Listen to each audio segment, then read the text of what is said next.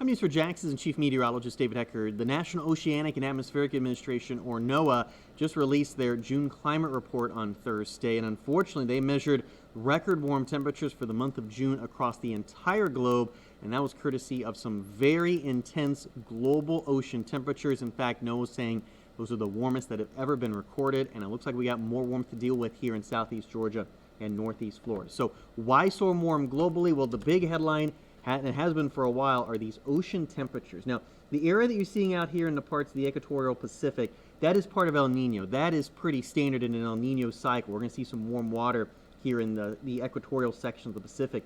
But I want to bring your attention to what's going on out here in the Atlantic. These are exceptionally warm waters, not just in the tropical Atlantic now, but throughout much of the North Atlantic, well above average for this time of year.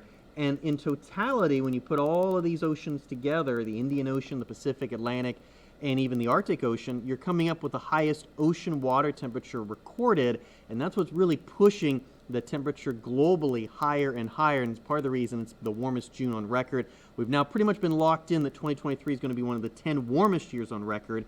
The average high across all 50 states was 69 degrees, including above average temperatures in Florida, and so far between the month of January and June, it has been the warmest temperatures on record in that 6-month stretch in Florida history, and we're probably going to be doing more of that as we head into the month of August. This is the update from the Climate Prediction Center, and the one big thing you notice is this big swath of red across the majority of the country, and that does include all of Georgia and all of Florida. Climate Prediction Center is forecasting warmer than average conditions, so now going to see a significant respite from the heat here as we head into the month of August. I would kind of buckle in over the next 4 to 6 weeks to see temperatures at, if not above average, heading into the bulk of August. And again, this is a forecast for the entire month from August 1 to August 31st.